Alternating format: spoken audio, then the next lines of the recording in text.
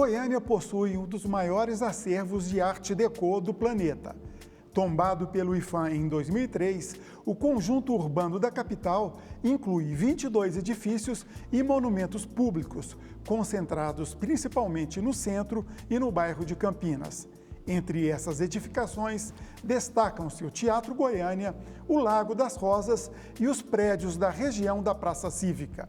87 anos depois de sua criação, Goiânia está sabendo preservar este acervo?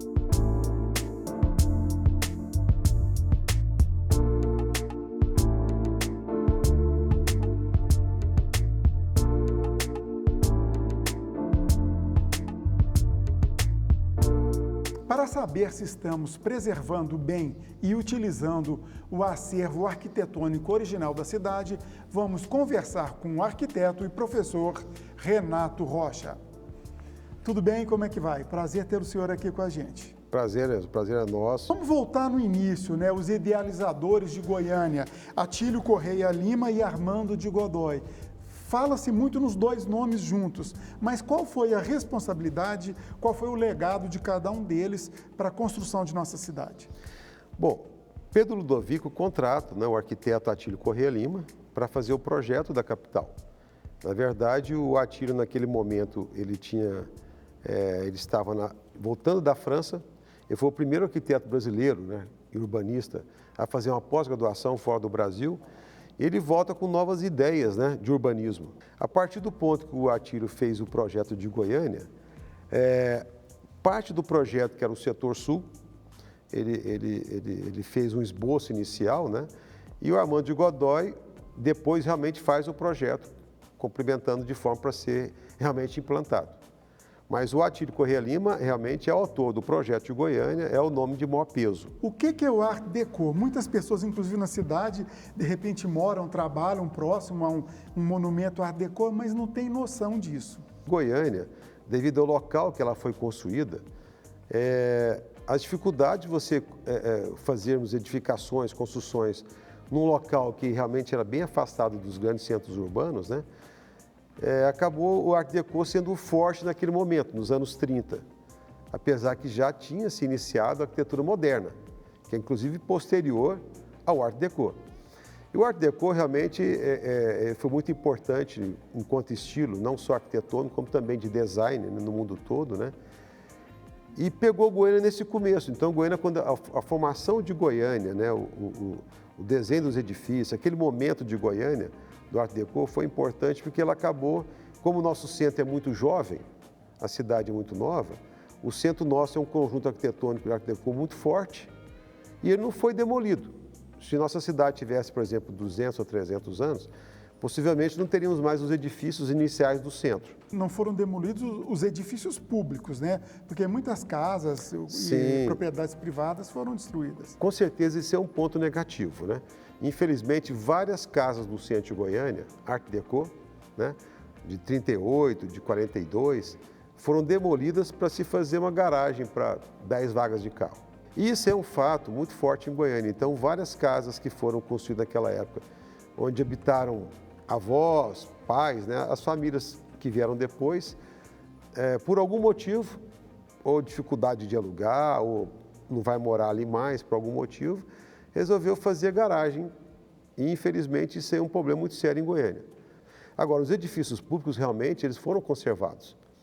Você citou no começo, os edifícios que realmente são simbólicos em Goiânia, e vamos lembrar sempre da estação ferroviária e do Teatro Goiânia. São dois edifícios belíssimos, únicos no mundo, Isso é importante dizer.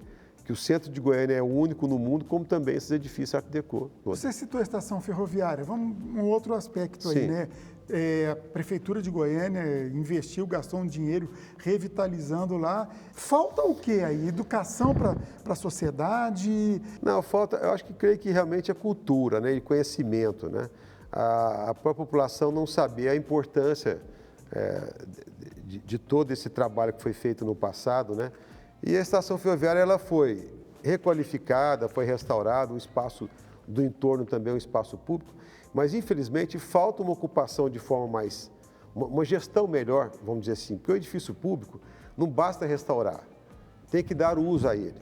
Aí tem que funcionar não só isso, como também a segurança, a iluminação. Um trabalho, por exemplo, fazendo um comparativo, né, com Curitiba, é o trabalho que Curitiba fez nos anos 80 com a questão ambiental da cidade. As pessoas saberem que ela também é dona daquela lixeira, daquele jardim, daquelas flores, né? Então, falta o goianiense saber que isso é dele. O Teatro Goiânia é do goianiense, a estação ferroviária, né? O mobiliário urbano, os edifícios, eles fazem parte da história da nossa cidade e é do povo. Goiânia é muito nova, é óbvio, 87 anos, por isso está bem preservado, diferente se tivesse 200, 300 anos. Do jeito que estamos hoje, você acha que corremos o risco de que daqui a 200, 300 anos esteja destruído esse patrimônio original da cidade? Se não mudar a visão dos governantes e principalmente da sociedade? Não, corremos sim. Por os edifícios serem novos, existe esse conjunto arquitetônico Art Deco no centro de Goiânia, principalmente. Mas se ele não for conservado agora, né, e ter um uso que você tem que ter um retorno, a conservação do patrimônio histórico, eu sempre faço uma analogia com a preservação ambiental. Você não faz preservação ambiental sem recursos. Então, do mesmo jeitinho, a preservação do patrimônio histórico tem que ter recurso para isso. E esse recurso não pode vir apenas do poder público. Tem que haver realmente trabalho junto com a iniciativa privada. E a iniciativa privada, ao investir nisso, ela quer um retorno financeiro, o que é normal. Então, temos que realmente pensar em formas de você preservar o nosso conjunto arquitetônico, Art Deco, moderno, seja o que for, mas a iniciativa privada tem que estar participando disso. E ela tem que ter um retorno. Eu vou dar um exemplo, aquele Palace Hotel no centro de Goiânia, na Rua 8, Canhanguera. Ele foi todo restaurado por um francês, Jean-Luc, e só que o edifício ele não pode funcionar hoje como um hotel. Temos que pensar outra forma dele sobreviver.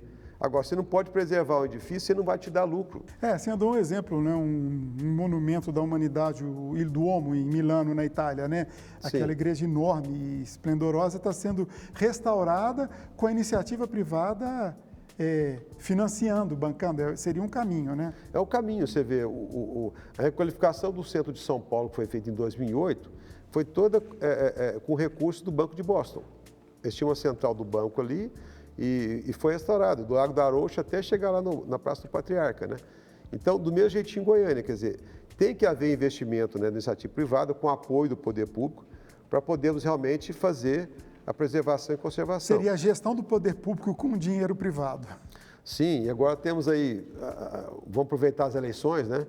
O prefeito que assumir Goiânia, né, deveria realmente levar esse fator importante da preservação do nosso centro. Sempre é bom lembrar que o centro de Goiânia é o único no mundo, o símbolo de Goiânia é o nosso coração, né? Então, praticamente assim, todos nós gostamos do centro, né? E você parece ter um projeto pela região do Liceu de Goiânia. Conta esse projeto aí. Bom, esse projeto é um projeto de requalificação do centro com várias partes, né? Ele está muito focado na Rua 3, naquela região do Sesc, ali no Teatro Goiânia. A ideia é realmente termos recursos privados, né? Com participação do poder público, municipal, estadual, talvez com incentivos fiscais, né? No sentido de você ter investimento privado no centro de Goiânia. É o início da preservação do centro. Eu vejo como sendo o primeiro passo sério, né? Para a gente poder realmente ter o nosso centro requalificado e restaurado para as futuras gerações. Seria espaços para compartilhamento das famílias? A gente chama de... Bom, o projeto ele é muito amplo, desde você ter incentivo para as pessoas morarem no centro, você não consegue requalificar sem revitalizar. Então, hoje o centro realmente, do censo de 2000 para o censo de 2020, né, ele perdeu bastante moradores, de 28 para 17 mil. Então, o centro precisa ter de volta os moradores. Os moradores vão para lá de volta com qualidade. Então, esse trabalho, ele visa melhorar as calçadas, você não ter aquele rebaixo quando você cruza uma rua, mas a calçada está sempre no mesmo nível, isso é importante. Temos espaços públicos, porque o centro só tem uma praça, é a Praça Cívica. Né? É verdade, não é isso? É a única praça. É interessante. Aí nós temos 2 centros de quadro em Goiânia, que é ali do Beco do Codorna e da Praça do Gestes Mendes. Então seriam novas pracinhas. O Largo do Liceu seria um novo espaço público, também o Largo do Teatro Goiânia, seria outro espaço público. E no mercado, a gente propõe também retirar aquele estacionamento na frente e criar uma praça. Até porque ali você tem uma diferença de nível que dá para fazer estacionamento subterrâneo. Aí nós teríamos mais 5 novos espaços no centro. Isso é muito importante, você poder andar no centro, parar um pouquinho, sentar no banco, ter uma sombra, né? Segunda geração do conceito de Goiânia foi o modernismo, né, que veio nos anos 50, 60 mais ou menos. E pouca gente fala sobre isso, pouca gente conversa. Fala um pouco sobre... Ótimo, justamente, Enzo, isso aí é fantástico, porque realmente a arquitetura Deco de Goiânia é tão forte, a Art Deco, nós temos vários livros, né? A maioria dos livros de Art Deco do Brasil são de Goiânia, são autoras goianas, né? E o modernismo foi tão importante quanto, né? Lógico que o modernismo do Brasil todo ele tem um foco muito mais amplo, né, do que o Art Deco. Então, por isso, talvez, em Goiânia não se fala tanto modernismo. Então, nós temos vários exemplos aqui, né? Vamos lembrar a Assembleia Legislativa, por exemplo, que é do Dr. Eurico e Dr. Helder Rocha Lima, que é uma excelente arquitetura moderna. O BEG na Praça do Bandeirante, o Minas Bank também na Praça Bandeirante, e várias casas bonitas, temos ali no 82, né? Várias casas modernas, como também em parte do centro, né? O setor sul. E o modernismo em Goiânia é muito forte, temos grandes exemplos de arquitetura nossa muito forte e estão bem preservadas. A maioria foi construída logo após o Art Deco, que foi no final dos 50 para 60, 70, aí depois já chamamos de uma arquitetura já mais contemporânea, né? Mas a nossa arquitetura moderna é fantástica em Goiânia.